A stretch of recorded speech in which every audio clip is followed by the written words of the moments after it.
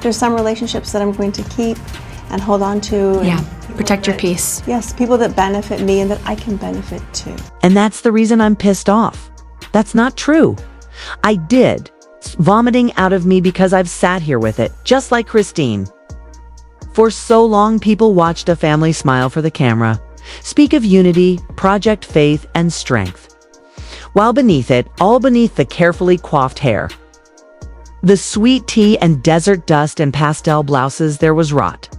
And this isn't about gossip or ratings or drama packaged in 42-minute cable episodes. This is about people who tried to make something work that was broken from the beginning. People who sacrificed the truth for an illusion. People who stayed when they should have run. Have you ever gazed at another person's life maybe? Someone close to you, someone you love, someone you've laughed with and cried for and thought, can't they see they're stuck? It's a jarring realization. Watching someone sleepwalk through their own life, clinging to traditions that no longer fit, identities they didn't choose, relationships that steal more than they give. And maybe you've been there too. Maybe you wore the same smile Christine wore for years, one that says everything's fine, while inside you're screaming. That's the story we're walking into today. Not the stylized confessional clips, but the quiet unconfessional clips, but the quiet, aching truth behind Christine Brown's smile. A woman who thought she was bound by spirit to a man who saw her as optional. A woman who believed she was sealed for eternity in a family where she was always last in line. Christine, who cooked the meals, raised the kids, showed up for photo ops and family meetings, all while her needs, her joy, her voice were shelved behind Robyn's tears and Cody's tantrums. This isn't just about Christine leaving a man. It's about Christine leaving a whole life that had never truly belonged to her. A life she was taught to see as sacred. And the devastation of realizing that what you thought was holy was actually a cage. She had been spiritually married to Cody Brown. Yes, but spiritually wed in a belief system that taught obedience over autonomy. And because she wasn't legally bound, there was never a courtroom moment. No paperwork served, no attorneys summoned. And yet, leaving was still the hardest thing she'd ever done. That's how deeply belief can chain a person. That's how powerfully an idea can distort the edges of your freedom. She could have walked away anytime, legally, but emotionally, spiritually, she was shackled. For years, Christine told herself she was happy. For the sake of the kids, for the image, for the show, for the other wives. But quietly, she began to fade. Viewers saw glimpses of it. A furrowed brow here, a half-hearted laugh there. But the full storm, that came later. And now that she's on the other side of it, she's speaking with clarity that cuts. In her new memoir, she doesn't sugarcoat it. She talks about how she watched other women leave before her, how she saw Mary, saw Janelle, saw the writing on the wall and still stayed. Not because she didn't know better, but because knowing and doing are two entirely different beasts. She speaks of the days she'd stare in the mirror, wondering when she stopped recognizing the woman staring back. She confesses that even as she encouraged her daughters to demand more from life, she was accepting crumbs from a man who never prioritized her. She admits that the moment she realized she could walk away without divine punishment, like without shame, without fear, that moment was the most terrifying and liberating of her life. Christine is someone else entirely, not changed, reborn. She's remarried, she's radiant, she's writing. She's not just surviving, she's thriving in a life she crafted by choice, not tradition. On Instagram, she no longer refers to sister wives. There's no trace of that label in her bio. Instead, it reads, empowering you to take control. Alter your situation with fair weights. Make the life you deserve and hope again. Mom, bride, reality TV. The order says it all. Mom first, bride second. Reality TV, a distant, almost ironic afterthought. On Facebook, she quotes Invictus. I am the master of my fate. I am the captain of my soul. Not a single mention of the show that made her a household name. Not a mention of Cody. Not even polygamy. It's like watching someone erase a label from their chest and replace it with their actual name. Her book tour is brief just for stops, but it feels monumental. September 1st, Brooklyn. September 2nd, New Jersey. The locations don't matter. What matters is that she's showing up, fully, authentically, on her own terms. And while Christine soars, those she left behind remain entangled in their own unraveling. Robyn, once painted as the glue of the family, the peacemaker, the sweet, soul sent to balance the chaos, now looks more isolated than ever, quietly unfollowing the children she once called hers. A digital unfollow that speaks volumes in a family where love used to mean shared birthdays, co-parenting, Christmas mornings together. But something happened. After Garrison's funeral, a silence fell that felt permanent. Not the kind that precedes healing, but the kind that signals a fracture too deep to repair. What really happened that day? Why did family members start cutting each other off in the aftermath? Was it grief? Was it resentment? Or was it the final blow in a decade-long erosion of trust? And what of Mykelti, Christine's daughter, who once praised Robyn for treating her like her own? That relationship, too, seems to have faded into distance. And then there's Cody, a father of 18, now visibly connected to only a handful. Grandchildren born without his presence. Holidays missed. Wives gone. One by one, they left. And instead of introspection, he offered defiance, blame, anger. Viewers watched him rage at Janelle, gaslight, Mary, stonewall Christine, as if he was the victim. As if his loss was their betrayal, not the consequence of years of neglect. You see, this story is no longer just about polygamy. It's about what happens when a man builds a kingdom on control and watches it collapse because the women finally chose freedom. It's about what's lost when we confuse power for love, obedience for faith, silence for peace.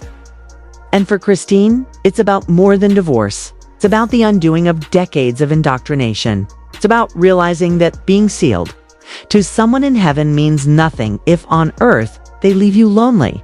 And it's not just her.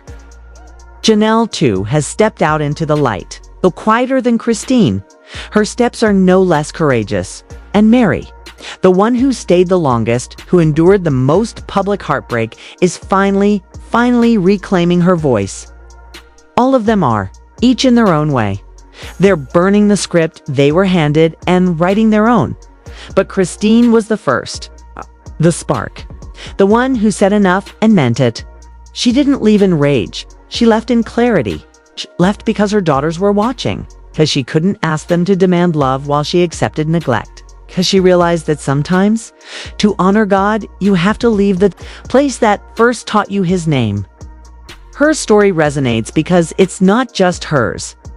It's every woman who's been told to wait, to stay, to submit, to endure. Every person who has smiled through tears and said, "I'm fine," because admitting otherwise would shatter too much. Christine shattered it anyway. And in doing so, gave the rest of us permission to do the same. To look at our lives, our relationships, our beliefs, our roles and ask, is this still true for me? And if not, to walk away. To walk towards something new, even if it's uncertain, even if it's lonely. Even if you have to build it from scratch. Calls on me. Other side of pretending is peace.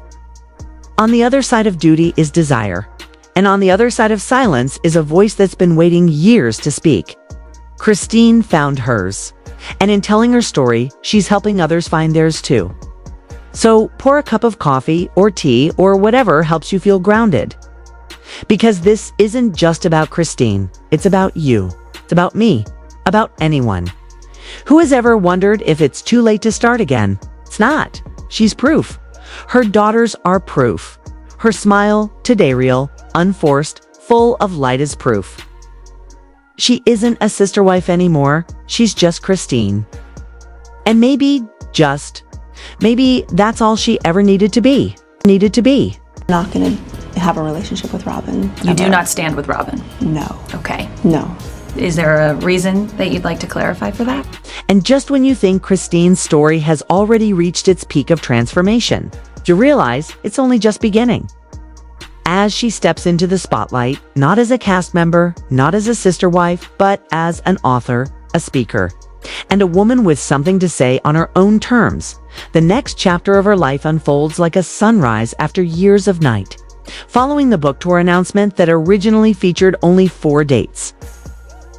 We now know she traveled to Chicago on September 3rd and conclude in Salt Lake City on the 4th. A fitting end to a journey that feels full circle, closing the loop on where so much of her early life began. But it's not just about signing books. If you pay attention, you can almost feel the undercurrent. Christine isn't just promoting a memoir. She's releasing the truth. She's stepping into the public eye in a way that feels intentional, strategic, transformative.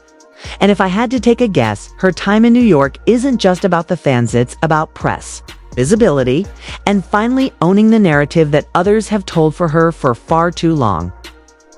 Don't be surprised if you catch her appearing on Good Morning America, The Today Show, or CBS Mornings. These morning shows crave exclusives, and Christine's memoir, with all its revelations and raw insight, offers precisely that. Her publicist and publisher are clearly aware of her reach. Because you don't move a book's publication date forward unless you're trying to ride the wave of rising demand. Originally scheduled for September 16th, the book's release has now been pushed up to September 2nd. An early release that speaks volumes about the buzz surrounding her name and her story. And here's something you might have missed. When the book was first revealed back in January, it was reported to be 288 pages. But the final version clocks in at 320 pages, 32 extra pages of insight. It's heartache, secrets, and perhaps even redemption. Additional stories, behind-the-scenes moments. The stuff the cameras couldn't show. It's the stuff Christine probably couldn't have said until now. And if you understand Christine's background, you know why this moment is not only powerful, historic. She doesn't just represent someone who left polygamy. It represents a lineage, a legacy, a belief system. She was born into it, raised in it. Not merely a participant, but a descendant of one of its central figures. Her grandfather, Rulon Alred, wasn't the original founder of the Apostolic United Brethren, the AUB, but he was undoubtedly the most influential voice after its break from the FLDS in that world. His name carried weight, and Christine, by birthright, carried that weight too. She was expected to exemplify the ideals of plural marriage, of faith, of obedience, of eternal family. She was raised to believe that her purpose was to fit within a structure where her individuality was secondary to the collective identity of the celestial family. And because of that, Christine wasn't just another woman in a plural marriage, she was a symbol, used in many ways by both her church and her show to promote an idea. Her face, her name, her storyette was all employed to paint a picture of polygamy as manageable, even beautiful. But the truth was far more complicated. Christine never asked to be the spokesperson of a lifestyle that, deep down, she began to question more and more with every passing year. And now with this memoir, she's finally reclaiming her image as a symbol of a belief system. But as a woman who chose freedom over fear, authenticity over image, truth over tradition, it's why I genuinely believe she's preparing for something bigger than just a book launch. Christine could very well be pivoting out of reality television altogether. Sister Wives might have been the platform that introduced her to the world. But it's becoming increasingly clear that it won't define her future. In fact, it's already becoming her past. She's closed her Cameo account, which she had previously used to send custom messages to fans, something she enjoyed, something that gave her a chance to connect, but also something that kept her tethered to the identity of TV Christine. That's no longer who she is. That chapter is ending. And while some might speculate about a return to Sister Wives for season 20, it's feeling increasingly unlikely. Because unlike other long-running reality shows, this one isn't just a workplace ensemble. It's a family portrait. And without Christine, without Janelle, without Mary, what's left? It's just Cody and Robyn in a mansion of memories. And really, who wants to watch that? If anything, Christine's exit is the beginning of the end for Sister Wives as we knew it. Because once the heart leaves, the body can't go on pumping. The show might limp along for another season or two, but it's sold the collective hope. Heartbreak, resilience that the women brought is already walking away. And while she's moving forward professionally, Christine is also flourishing personally. Her summer has been filled with something rare and sacred: joy. Not staged, not scripted, not broadcasted for ratings, just real happiness. She and David, Woolley, her new husband, recently embarked on a European adventure alongside Truly, Gwendolyn, and Gwendolyn's fiancé, Beatrice. The photos they shared were sprinkled with genuine smiles, laughter in cobbled streets, and meals eaten under skies they didn't have to share with a camera crew. Berlin, Switzerland, Germany, a vacation that felt more like a celebration, not just of family, but of freedom, of reclamation, a life Christine had always deserved, but had only recently allowed herself to pursue. And perhaps, most powerfully, it was a glimpse into what healing looks like. Because it's not always dramatic. It's not always about fiery exits or teary speeches. Sometimes it's just about walking through a new city with your children and the man who loves you. Realizing that your heart no longer aches the way it used to. Christine's story isn't just about leaving Cody or escaping a lifestyle. It's about unbecoming everything she was told she had to be so that she could become who she truly is. It's about confronting the ghosts of indoctrination and saying, "You don't own me anymore." And now, with this memoir and tour, she may be stepping into advocacy, whether she intended to or not. Because that's often how it happens. People share their truth to free themselves, and in doing so, they free others. Christine has the voice. She has the platform. She has the experience. And most importantly, she has the will. Even if she never calls herself an activist, her existence as a survivor and thriver is enough. She's already empowering women, not just those leaving polygamy, but anyone walking away from an oppressive system. Women trapped in loveless marriages. Women suffocating under expectations. Women who thought they were too old, too stuck, too broken to start again. Christine proves that there is no expiration date on transformation. That it's never too late to say, "I choose me." And now, with cameras fading and pages turning, she's scripting her own life. Unbound by producers, unfiltered by confessionals, unapologetic in her truth.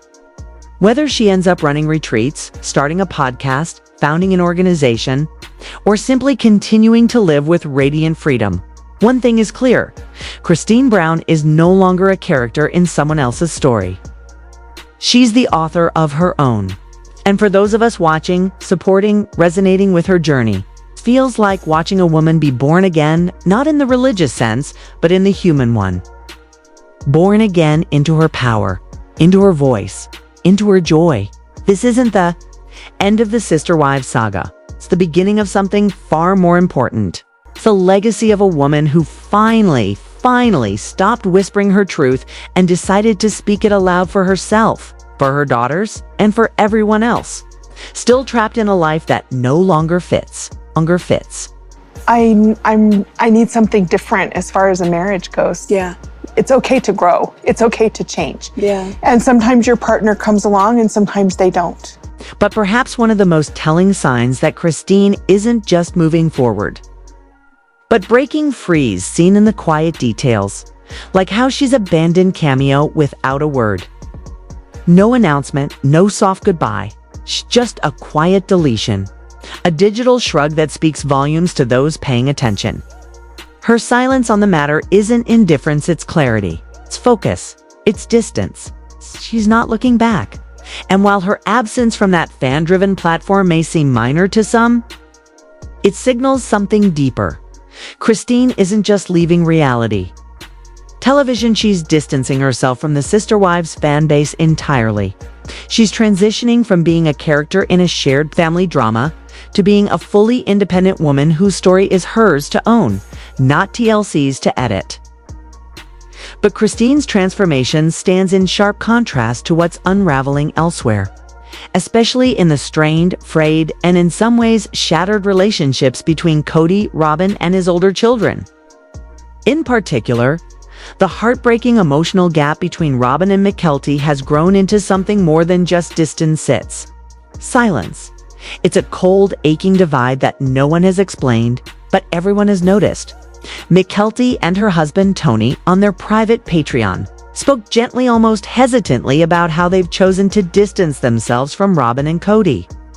Following the devastation of Garrison's funeral, they didn't share details, didn't sling blame. But the pause in their voice, the heaviness said enough. Something happened, something meaningful. And the silence surrounding it only makes it feel more powerful, more permanent.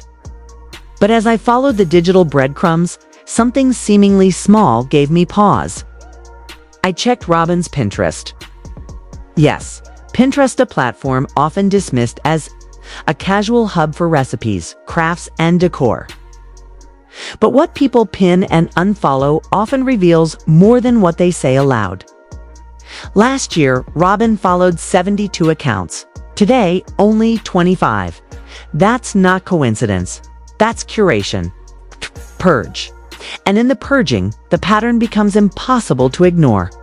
She unfollowed Mykelti, her stepdaughter, the one she once called my baby, the one she gushed over for years, the one who made her a grandmother multiple times over. She unfollowed Mary, she unfollowed Janelle, she unfollowed Christine.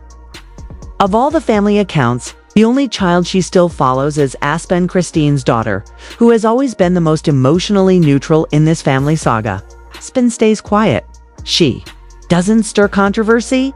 Her account is even private. It's telling that she's the only one left. It suggests that neutrality is Robyn's last bridge. 'Cause Mykelti has been honest. Okay? She's used Patreon to speak plainly, gently. Yes, but truthfully. And maybe that truth was too much. Because it wasn't just that Robyn unfollowed her, it's that Mykelti still follows Robyn. She hasn't withdrawn. She hasn't retaliated, but Robyn is gone. And that says more than any quote or interview ever could. And then you look at what Robyn has been pinning. The quotes, the prayers, the quiet desperation dressed up in spiritual hope. Pin read, God is your source, not people, not your job, not your connections. Everything else is a resource. He provides. Trust him to supply all you need. Another followed shortly after. Nothing is ever too broken for God to fix. What seems shattered beyond repair is still in his hands. You read those and it hits. This isn't a woman standing tall in confidence. This is someone clinging to a version of faith that's been shattered by reality. These aren't declarations of strength. They're whispers of panic, of loneliness, of aching sadness. Because if things were as happy as she and Kody proclaim, why the need for so many quotes about brokenness, loss, and divine rescue? When you're fulfilled, you don't go looking for permission to trust again. These are digital cries in the dark. Echoes of grief that haven't been acknowledged aloud. And it makes you wonder, what is Robyn really mourning? Is it the family she once thought she had? The respect she once held among the children? The narrative of unity she tried so hard to maintain? Maybe all of it, but it's also revealing who she's letting go of and how deliberately. Mykelti and Tony, even while being gracious in public, have spoken of the emotional cost. They've shared that they haven't seen Robyn or Kody since relocating to North Carolina. That's over a year ago. Not a visit, not a phone call, no presence in their lives, no support for their children's Kody's grandchildren. Someone asked if they were planning a visit. Their reply was simple. It's just not practical. Flights are expensive. Time off work is complicated. Traveling with 3 small children is a challenge. But what stood out was not just their reasons, it was the unspoken expectation that Robyn and Cody wouldn't be making the trip either. There's been no reaching across, no reunion, no olive branch. It's as if a decision was made quietly, painfully, and now everyone is pretending it didn't happen, but it did. And no one can deny that. So we're left wondering, does Cody care about his grandkids? Honestly, from the outside looking in, it doesn't appear so. He has multiple grandchildren now.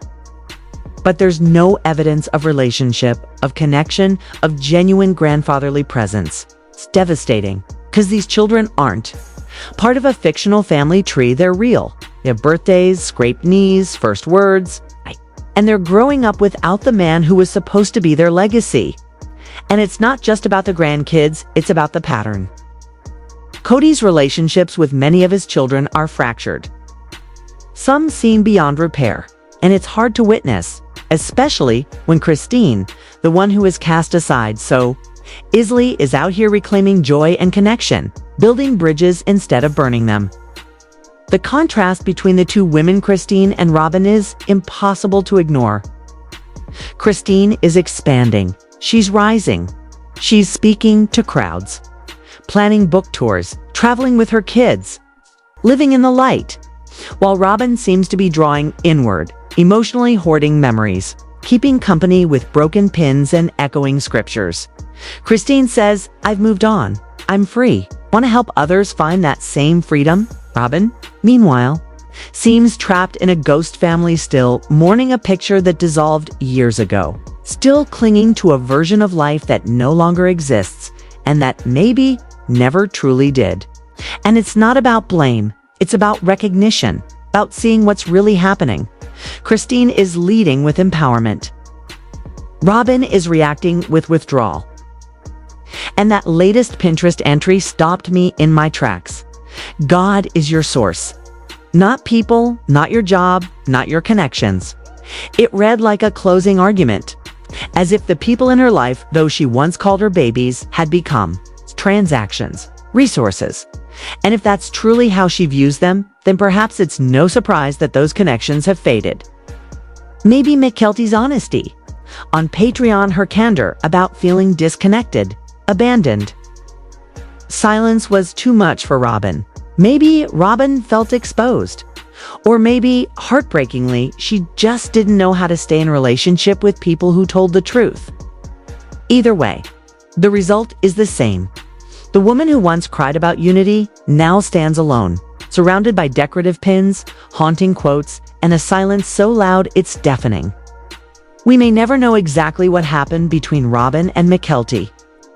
The details remain locked behind closed doors, inside private hearts.